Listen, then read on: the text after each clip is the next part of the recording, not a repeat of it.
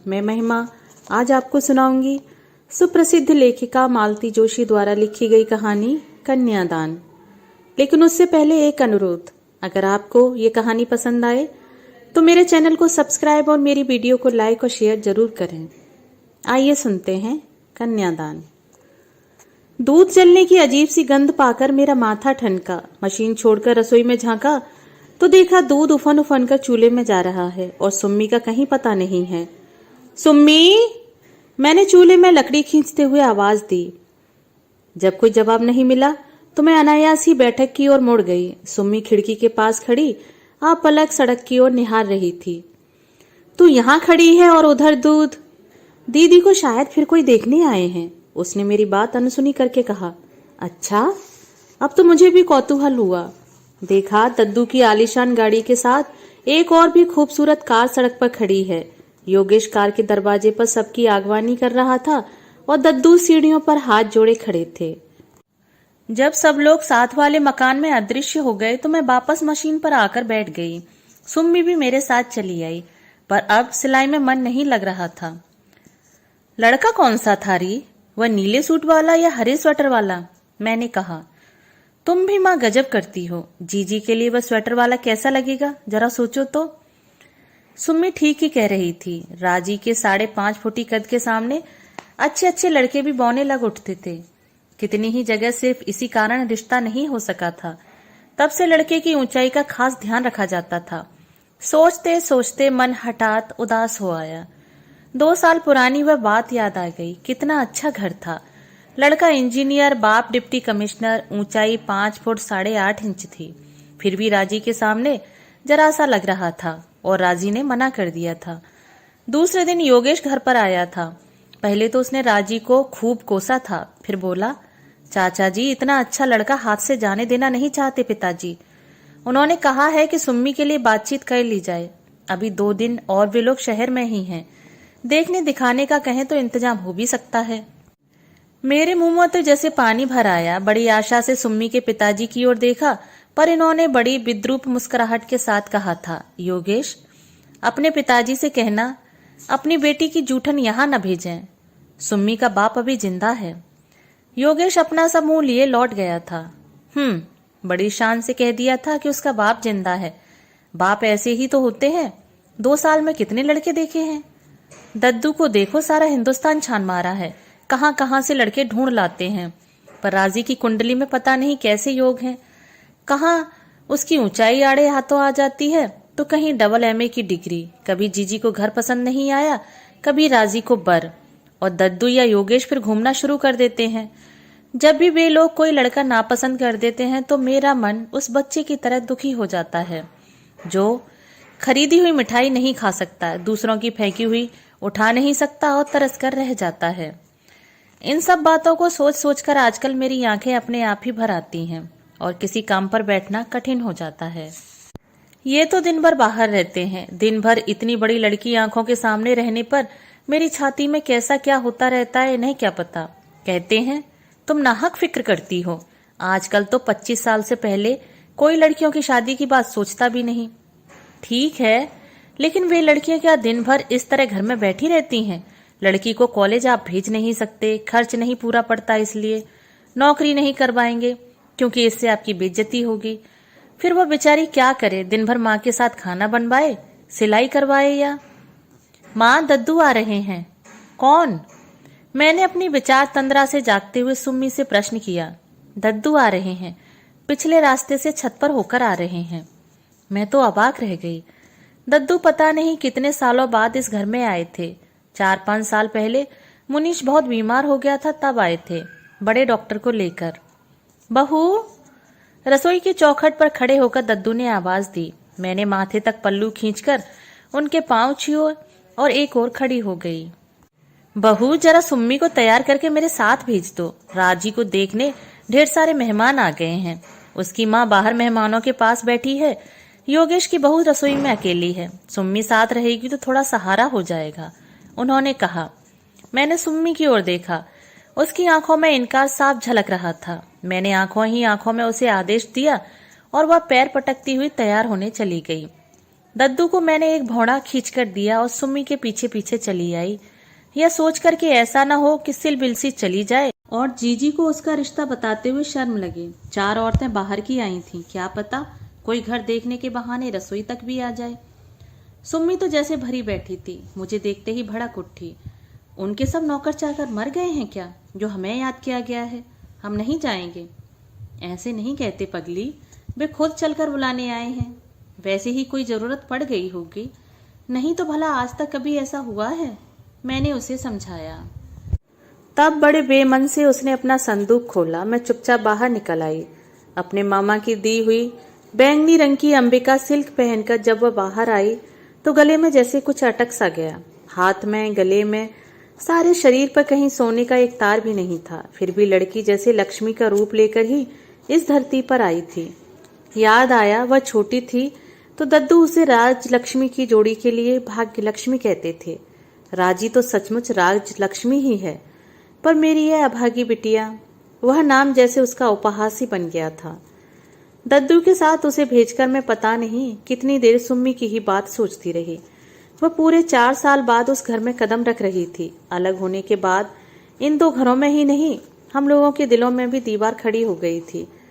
तब से मैंने सिर्फ योगेश की शादी में ही वहां पांव दिया था। उस समय भी उपेक्षा, अपमान और तिरस्कार की ऐसी सौगात पाई थी कि दोबारा जाने की इच्छा ही नहीं हुई।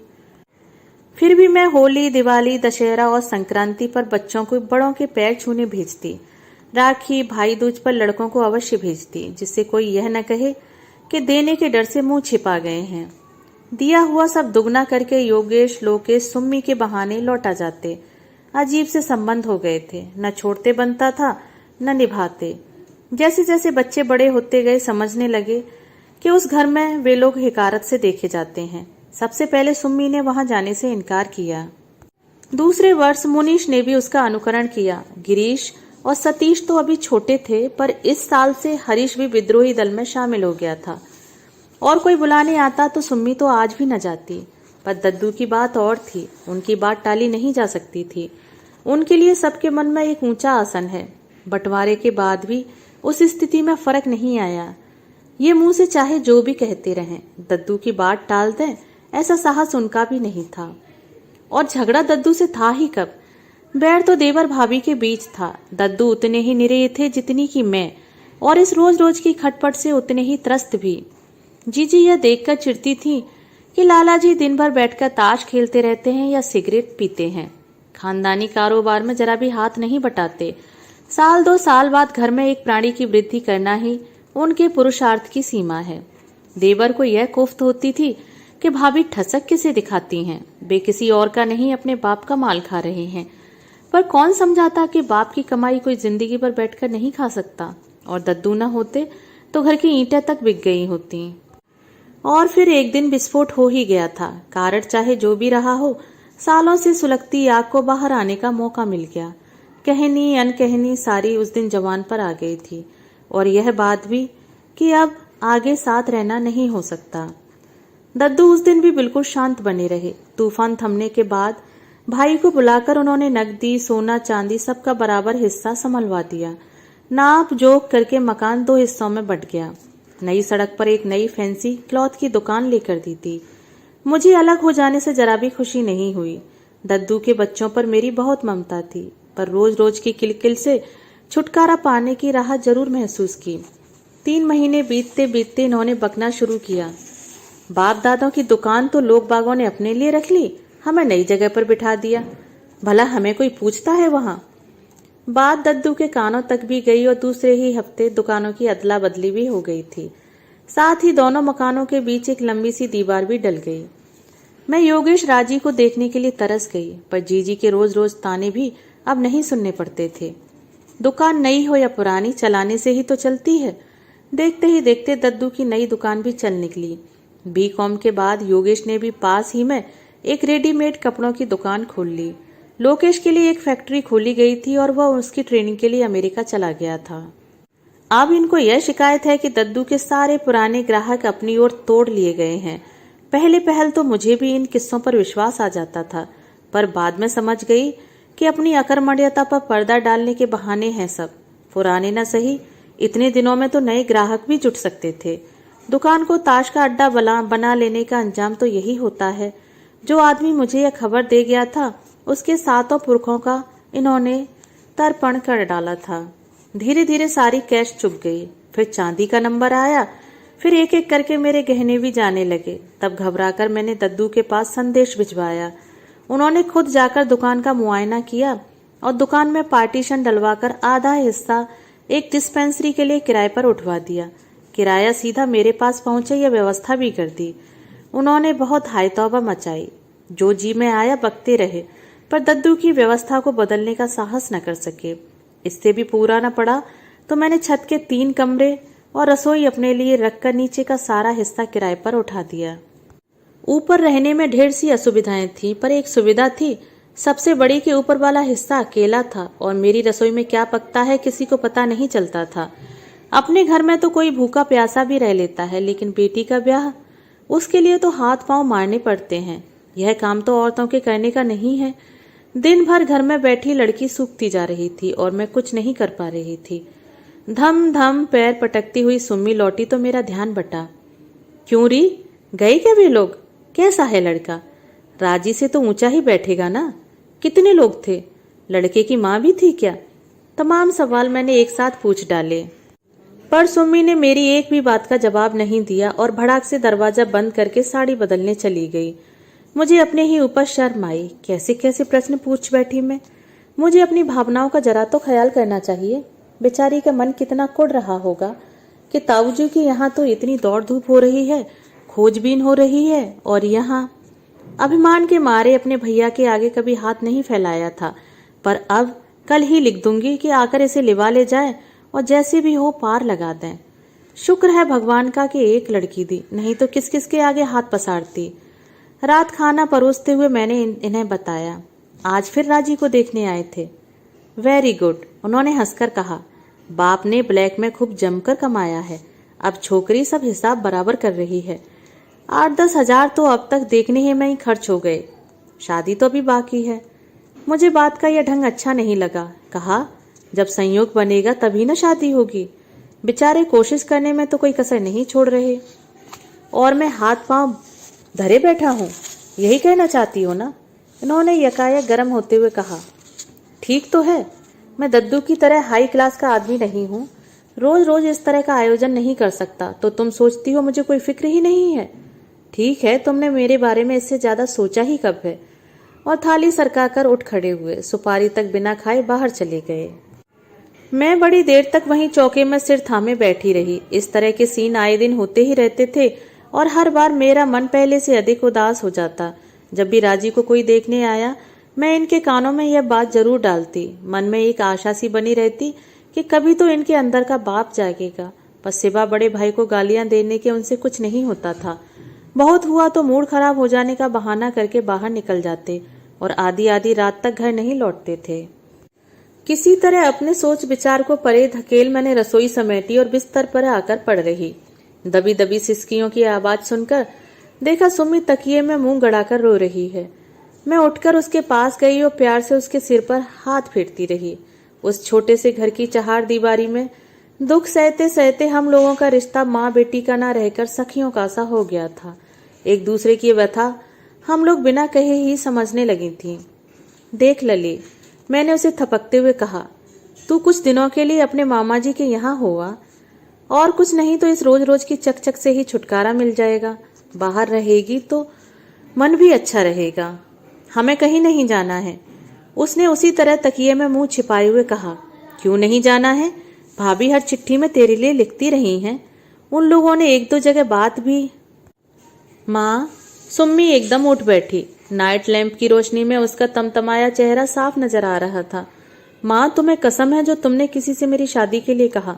मैं कुमारी रह जाऊंगी, तुम मेरे लिए चिंता मत करो। लेकिन ऐसा हुआ क्या है? क्या हुआ है? तुम्हारे लिए तो शायद कुछ नहीं हुआ, उसने अजीब से लहजे में कहा। पर तुम्हें पता है, तुम्हारे इस पागलपन की वजह से आज तुम्हारा, मेरा, हम सबका कितना अपमान हुआ है। क्यों जिस तिस से मेरी शादी की चर्चा करती रहती हो? क्यों कहा था तुमने दीदी से? क्यों कहा था? और देखते देखते उसका चेहरा फिर आंसुओं से भीग उठा। मैं तो एकदम जड़ होकर रह गई। मैं राजी से सुम्मी की शादी की चर्चा करूंगी? वह कौन सी पुरखिन हो गई है? लेकिन तभी वह प्रसंग याद आ गया जब राजी से पिछली मुलाकात हुई थी। नवरात्र में रोज मंदिर जाने का मेरा नियम था। वह शायद अपनी सहेलियों के साथ दर्शनों के लिए आई हुई थी। मुझे देखा तो दौड़ी आई और इतने लोगों के बीच मेरे पांव छू लिए। संकोच और ममता से भरकर मैंने तो उसे अपने से भी छीन लिया। आसपास देखती हुई निगाहों को अब भान हुआ, तब मैंने धीरे से उसे अपने से अलग किया। अपने दोनों हाथों से मेरे कंधे पकड़कर वह देर तक मुझे देखती रही। क्या बात है चाची, बीमार थी क्या? कितनी दुबली हो रही हो, किसी को दिखाया भी था?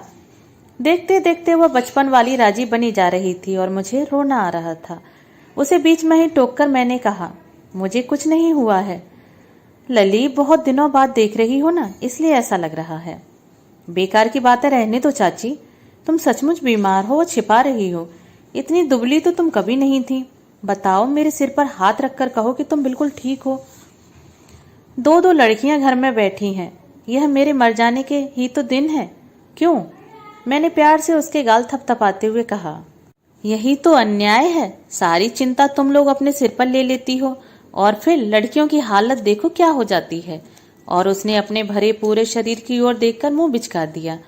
लौटते समय रास्ते में मेरी आंखों के सामने राजी का गदराया बदन और खिलखिला चेहरा घूमता रहा और मेरी सुम्मी दिन भर घर की चहार दीवारी में कैद, माँ की गृहस्थी का भार ढोती हुई, माँ का दुख बटाती हुई सूखती जा रही है, कुंभलाती जा रही है। और सुम्मी कहती है, मैंने राजी से सुम्मी की शादी की बात की थी। शायद मजाक में कही हुई उस बात में अनजाने ही मेरी व्यथा, मेरी चिंता उभर आई थी। मुझे ज्यादा सोचना नहीं पड़ा।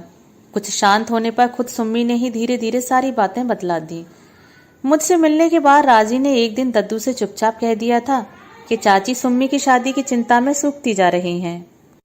दद्दू खुद भी चिंतित थे, पर एक बार अपमानित हो जाने के कारण इस झमेले में पड़ना नहीं चाहते थे। इस बार राजी को देखने जो लड़का आया था वो शहर में अपनी फूफी के यहाँ ही रुका था। शाम को जो लोग बाग आए थे उनमें लड़के का फुफेरा भाई भी था, वही स्वेटर वाला। सब लोगों के साथ यह बात उठी कि यह लड़का सुम्मी के लिए ठीक रहेगा। योगेश पर मेहमानों का भार छोड़कर दद्दू चुपचाप पिछले रास्ते सुम्मी को बुलाने आए थे।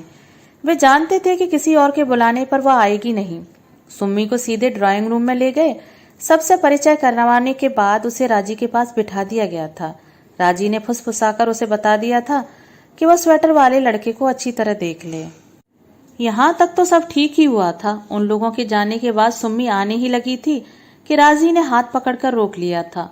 बरसों बाद मिली थी वे और उन लोगों के सामने बातचीत जरा नहीं हो पाई थी। गपशप और नाश्ते में दोनों बहनें डूबी हुई थीं कि सामने वाले कमरे से सास बहू की बातचीत सुनाई दी। लड़की तो लाकर दिखा दी, पर यह भी नहीं सोचा कि कितनी ऊंची उड़ान है। जीजी कह रही थी, लेना देना तो अलग, उन लोगों के रुतबों के लायक इत्रपान भी नहीं हो सकेगा। वे दिन गए जब लोग खानदान भर देखकर लड़की ब्याह लेते थे। तो परवाह क्या है माताजी, योगेश की बहू ने कहा। जब ताऊ जी ने इतना घर दिखाया है तो शादी कर पाने का जिम्मा भी उनका ही रहा। दद्दू शायद आसपास ही कहीं थे, गरजकर बोले, बहू शादी का खर्च चाहे सुम्मी के ताऊ जी उठाएं या उसके पिताजी, तुम्हारे पियर से कुछ नहीं मांगेंगे, इत्मीनान रखो। इसके आगे सुम्मी नहीं सुन सकी थी और राजी का हाथ छुड़ाकर भाग आई थी। सारी बात सुनकर समझ में नहीं आया कि मुझे खुश होना चाहिए था या उदास। दद्दू के लिए जरूर श्रद्धा उमड़ आई। अपनी लाडली नाजों पली बहू को आज उन्होंने मेरी सुम्मी के लिए कठोर शब्द कहे थे। यह जानकर खुशी तो हुई पर डर भी लगा। उस घर का वातावरण इस घटना के बाद कैसा होगा, इसकी कल्पना की जा सकती थी। गनीमत थी कि नीचे वाली नर्स बाई इन दिनों छुट्टी पर थी, नहीं तो घर में तूफान उठे बिना नहीं रहता। नर्स बाई जानती थी कि देवर भाभी को लड़वाना कितना आसान है। मुफ्त का तमाशा देखने में किसी को क्या ऐतराज हो सकता है। 5-6 दिन बाद योगेश आया। चाचा जी तो घर पर नहीं है ना? उसने बाहर ही से पूछ लिया। चाची, उन लोगों का संदेश आ गया है, उन्हें सुम्मी पसंद आ गई है। आप लोग क्या कहते हैं बताइए। उसने बैठते ही शुरू किया। खुशी के मारे मैं मूक सी हो गई। उसने मेरी चुप्पी का दूसरा अर्थ लेते हुए कहा, लड़का जल्दी से आप लोगों को दिखाया नहीं जा सका, लेकिन वे लोग यहीं के हैं। किसी भी दिन देख आइएगा। फोटो यह रहा। लड़का डॉक्टर है। प्रैक्टिस अभी जमी तो नहीं है, पर पिता की रेपुटेशन अच्छी है। जल्दी ही चलने लगेगी। आपने डॉक्टर आबद बिहारी का नाम सुना है ना, उसी का लड़का है।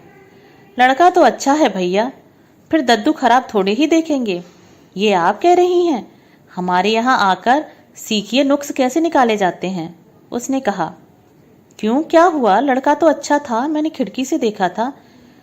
मैंने अपनी ताक झांक वाली बात कह दी और झेंप गई, पर योगेश अपनी ही धुन में था। बोला, इस बार जानती हैं क्या बात हुई? लड़के का इंटेलेक्चुअल स्टैंडर्ड नहीं जमा मेम साहब को। वह मिलिट्री का जवान है, बीएससी पास है, पर इनकी तरह लेक्चर नहीं झाड़ता ना, इसी से इन्हें पसंद नहीं आया। मैंने तो चाची आज ही 2 दर्जन जूतों का ऑर्डर दे दिया है। राजी पर इतना गुस्सा आया। पिता और भाई 5 साल से परेशान हो रहे हैं, पर इनके मिजाज ही नहीं मिलते। मेरी सुम्मी किसी दशा होती तो पता चलता। रात मैंने किस उत्साह से इन्हें यह खबर सुनाई। इस बार जूठन वाला मामला नहीं था, लड़का सुम्मी के लिए ही देखा गया था। फिर भी इन्हें बिगड़ना था सो बिगड़े भी। वाह, बड़ी जल्दी याद आया कि लड़की के बाप भी है, उसे कसना चाहिए। उनसे कहो इतना किया है तो कन्यादान भी कर दें। लड़की उन्हें पसंद आने से ही हो जाएगा, हमें भी तो लड़का पसंद हो। लड़का अच्छा है, मैंने देखा है, शहर ही में तो है, आप जाकर देख आइए। पर घर आया इतना अच्छा रिश्ता मैं जाने नहीं दूंगी, मैंने अनुनय के स्वर में कहा। जाकर देख आने से ही सब कुछ हो जाएगा। और उन लोगों ने मुंह फाड़कर कुछ मांगा तो क्या करूं? घर लौट आऊं या नदी में डुबकी लगा जाऊं? उस दिन पहली बार मन में उनके लिए तिरस्कार जागा। जब भी कोई समस्या सामने आई, मरने जीने की बातें करने लगेंगे। लेकिन हर बार की तरह यह समस्या तो समाप्त होने वाली नहीं थी। यह तो लड़की की तरह दिनों दिन बढ़ती ही जा रही थी।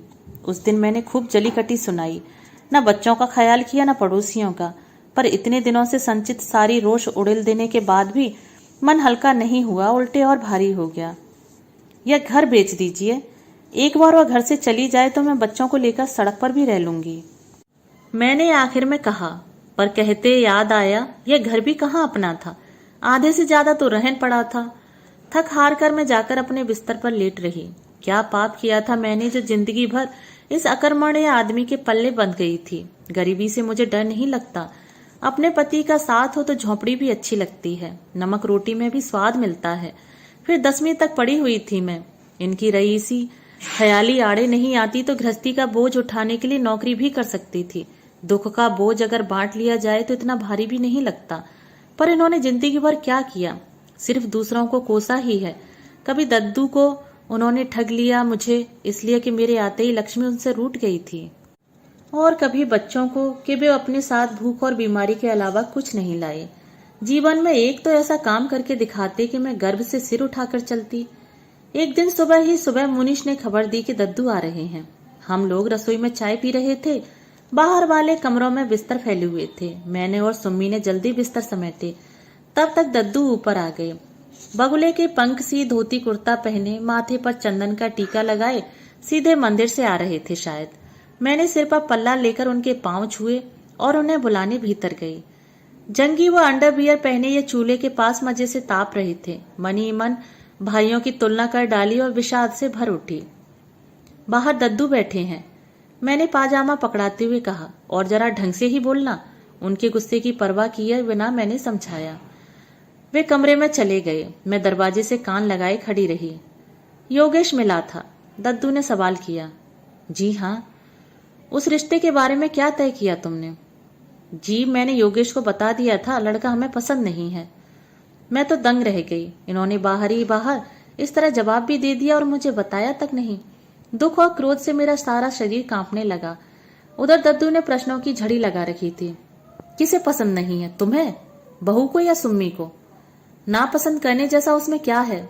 रंग रूप विद्या बुद्धि कुल गोत्र, किस चीज में तुम्हें दोष नजर आया? जीवन में पहली बार मैंने दद्दू के सामने बोलने का साहस जुटाया। जी, लड़के में तो रत्ती भर भी दोष नहीं है। इतने ऊंचे घर में संबंध करने से संकोच हो रहा था इसी से। तो हमारा घर नीचा है? दद्दू गरजे। रही दान दहेज की बात, तो कोई उनके दरवाजे तक गया भी है पता लगाने? वे दान दहेज ना भी लें तब भी ये शादी नहीं हो सकती। मेरी इतनी हैसियत नहीं है। बड़ी देर बाद उन्होंने मुंह खोला। तुम अगर सोचते हो कि कोई नारियल सुपारी के साथ तुम्हारी बेटी ब्याह कर ले जाएगा तो भैये, हिंदुस्तान में अभी 50 साल तक वह दिन नहीं आएगा। दद्दू ने कहा, जी मैं चाहता नहीं कि कंगालों की तरह शादी करूं, बस जरा सुविधा जुटा रहा हूं। तुम जिस तरह से सुविधा जुटा रहे हो उसके इंतजार में तो लड़की बूढ़ी हो जाएगी। भैये, फूस की आग पर तापना बड़ा मुश्किल है। जुआ चाहे सरकारी लॉटरी का हो या मटके का, किसी का घर नहीं भरता। मैंने लोगों को रातों रात कंगाल होते देखा है। भावावेश में उनका गला भर आया। वे शायद और भी कुछ कहते, पर इनके तमतमाए चेहरे को देखकर चुप रह गए। पत्नी के सामने इस तरह अपमानित होना इन्हें शायद अच्छा नहीं लग रहा था। खैर, जैसे भी तुम ठीक समझो। बहू, ये पासबुक रखो। ये पैसा सिर्फ सुम्मी की शादी के लिए ही रख छोड़ा था। यह रिश्ता पसंद नहीं तो कोई बात नहीं, दुनिया में और भी लड़के हैं, लेकिन सिर्फ पैसों की तंगी के कारण लड़की को ज्यादा दिन तक घर में बिठाकर तो नहीं रख सकते हम। उन्होंने पासबुक तिपाई पर रखी ही थी कि ये कड़े स्वर में बोल उठे, ये आप ले जाइए। गरीब सही हम, लेकिन भिखारी नहीं है। मैं भी कोई महात्मा नहीं हूं जो तुम्हें दान दे रहा हूं। दद्दू ने भी कड़क का जवाब दिया। गांव का मकान बेचकर जो रुपए हाथ आए थे उनमें से आधे तुम्हारे नाम पर डाल दिए थे। उन पर तो अपना अधिकार मानते हो कि नहीं? आपने तो बतलाया था कि वह मकान अस्पताल के लिए धर्मार्थ दे दिया है। ये बोले, अभी कहा ना कि मैं कोई धर्मात्मा नहीं हूँ, व्यापारी आदमी हूँ। इतनी बड़ी हवेली यूं ही दान कर दूं, ऐसा संत नहीं हूँ। ये बात मुझसे छिपाए रखने की क्या जरूरत थी? इन्होंने खींचकर पूछा, पर दद्दू ने कोई जवाब नहीं दिया। गोद में रखी टोपी सिर पर रखकर सीढ़ियां उतरने लगे, और जवाब देने की जरूरत क्या थी? क्या ये स्वयं ही अपने प्रश्नों का उत्तर नहीं थे? कांपते हाथों से मैंने पासबुक उठा ली। इसमें रुपया जमा करने की तारीख उसी महीने के अगले माह की थी जिस महीने में हम लोगों का बंटवारा हुआ था। दोस्तों, अभी आप सुन रहे थे मालती जोशी द्वारा लिखी हुई कहानी कन्यादान। कहानी सुनने के लिए धन्यवाद।